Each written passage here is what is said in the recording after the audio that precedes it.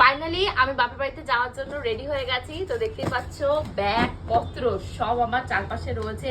মানে কদিনের জন্য যাচ্ছি আমি নিজেই জানি না, বাট আমি ভীষণই এক্সাইটেড।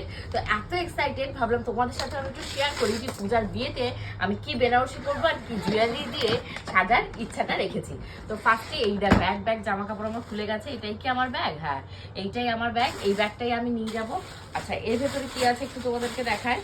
আচ্ছা, এর ভেতরে রয়েছে লিটিল গোল্ডের একটা ব্ল্যাক কালারের ড্রেস। এই ড্রেসটা লিটিল গোল্ড মেবি আমার ইচ্ছা আছে যদি আমরা বৌভাতে যাই তাহলে এই ড্রেসটা লিটিল গোল্ডকে পরাবো। আর এই ড্রেসটা লিটিল গোল্ডকে দিয়েছে লিটিল গোল্ডের ছোট্ট পিপি। এই দেখো কি সুন্দর না ড্রেসটা। এটা মাইকেল জ্যাকসন সুইট ব্ল্যাকি ভাই। তো দাঁড়া, আমি বেশি কথা বলবো না, অনেক জিনিস রয়েছে দেখানোর, তো সেগুলো দেখাবো। আচ্ছা, তোমাদেরকে আরেকটা জিনিস আমি দেখাতে চাই, সেটা কালকে আমি দেখাতে পেরেছিলাম না।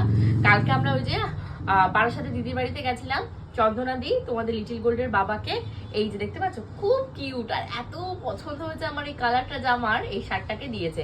আর একদম পারফেক্ট সাইজ হয়েছে। ও বারবার করে বলছিল লিটিল গোল্ডের বাবা যেহেতু একটু মানে হেলদি, মানে গায়ে ঠিকঠাক হবে কি হবে না, একদম পারফেক্টলি হবে, তাই না গপু? একদম ঠিকঠাক হবে এটা ওর গায়ে। তো কেমন হয়েছে কালারটা অবশ্যই জানিও। আর ওই বাড়িতে যাওয়ার জন্য এই যে আমি ফাঁকা কতগুলো ব্যাগপত্র রেখে দিয়েছি। আর আমি এই দেখতে পাচ্ছ এই শালটা, এটা কাশ্মীরি শাল, এটা গিফটেড বাই আমার ছোট ননদ। ও আগের বার আমাকে দিয়েছিল একটা, আমার বড় ননদকে একটা দিয়েছিল, ওটা ছিল অরেঞ্জ কালার, আর পূজাকে একটা দিয়েছিল, পূজারটা ছিল রেড কালার। তো আমাদের কাছে এরকম তিনজনের তিনটে এরকম শাল রয়েছে। এটা ধরো একটু শীত শীত যেহেতু পড়ে যাচ্ছে, আমার পিঙ্ক কালারের যেহেতু বেনারসির সাথে আমি এই স্টোলটাকে বা এই শালটাকে গায়ে নিতে পারবো। আর তার বাদে অনেক অনেক অনেক অনেক এই দেখো আমি সক্স জোগাড় করেছি। এই সক্স গুলো লাগবে, ভীষণই নেসেসারি শীতের জন্য।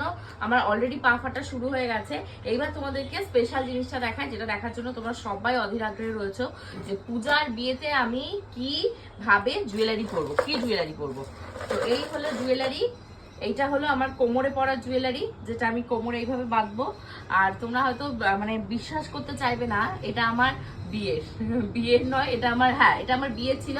আর বৌভাতেরও একটা ছিল, বৌভাতেরটা কোথায় আমি না খুঁজে পাচ্ছি না, এটা আমার বিয়ে। তো এই কোমর বন্ধনীটা কেমন হচ্ছে জানিও।